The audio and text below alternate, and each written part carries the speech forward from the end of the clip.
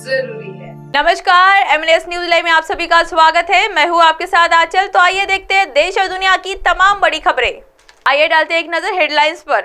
Israeli हमले में अल जजीरा के पत्रकार की पत्नी और बच्चों की मौत, बोले रिपोर्टिंग करना रखेंगे जारी। अब इस्लामी हिंसा के खिलाफ खड़े होने का वक्त, इजरायली पीड़ितों के परिजनों ने दुनिया से लगाई गुहार। हमास के साथ जारी जंग के बीच इजरायल को लाल सागर में दिखा हवाई खतरा, मिस्र से है खास कनेक्शन। आइए देखते खबरें विस्तार से।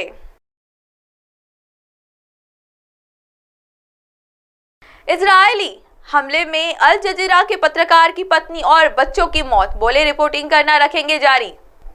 गाजा में इजरायल ने कुछ क्षेत्रों को सुरक्षित घोषित किया था, वहां पर भी इजरायली सेना ने हमला कर दिया, जिसमें अल जजीरा अरबी के एक पत्रकार वायल अल दहदोल की पत्नी और उनके 2 बच्चों की मौत हो गई। इजरायल और हमास के बीच जारी युद्ध का आज 21वां दिन है।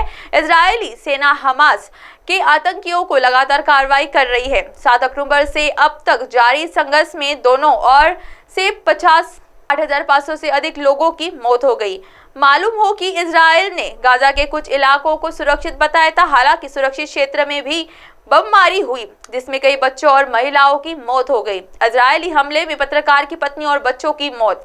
गाजा में इजरायल ने कुछ क्षेत्र को सुरक्षित घोषित किया था, वहां पर भी इजरायली सेना ने हमला कर दिया, जिसमें अल जजीरा अरबी के एक पत्रकार वायल अल दहदोल की पत्नी और उनके 2 बच्चे की मौत हो गई। सोशल मीडिया पर वायरल वीडियो में उनके हमले की निंदा करते हुए सुना जा सकता है। उन्होंने कहा था कि इजरायल बच्चों का हत्यारा है। उन्होंने कहा कि इजरायली सेना द्वारा बताए गए सुरक्षित क्षेत्र में वे सभी शरण ले रहे थे, फिर भी उनकी मौत हो गई।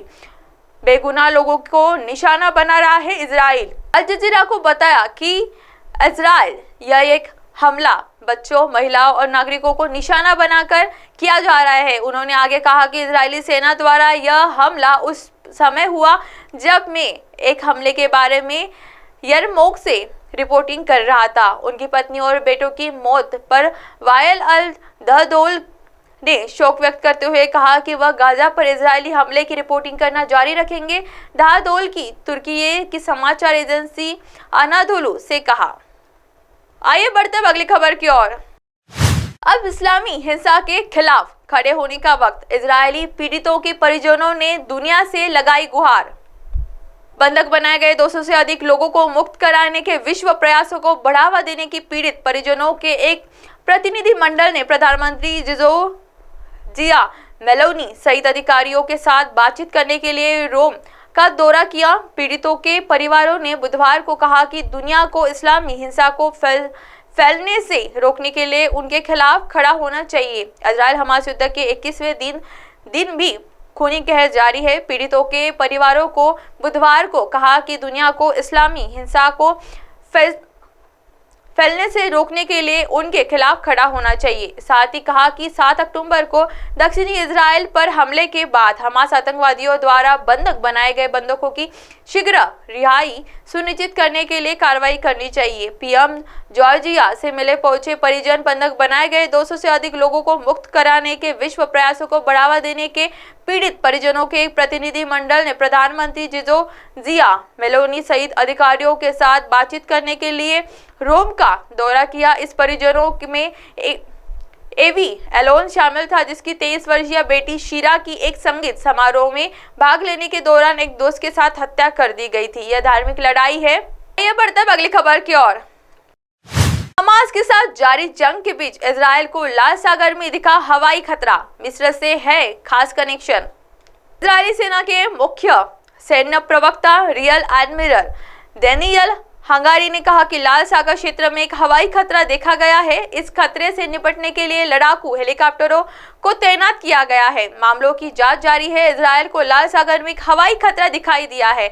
इसे मिस्र के तटीय क्षेत्र पर गिरे एक तोप के गोले से जोड़ा गया है। यह बात इजरायली सेना ने शुक्रवार को कही। हवाई खतरे से निपटने के लिए लड़ाकू हेलीकॉप्टर तैनात इजरायली सेना के मुख्य सैन्य प्रवक्ता रियर एडमिरल डेनियल हंगारी ने कहा है कि लाल सागर क्षेत्र में एक हवाई खतरा देखा गया है। इस खतरे से निपटने के लिए लड़ाकू हेलीकॉप्टर को तैनात किया गया है। मामले की जांच जारी है। मिस्र पर हमले की वजह से यह खतरा, डेनियल हंगारी ने कहा है कि हमारी समझ में मिस्र में जो हमला हुआ है वह इसी खतरे के कारण हुआ है। उन्होंने कहा कि इजराइल मिस्र और अमेरिका के साथ काम करना जारी रखेगा।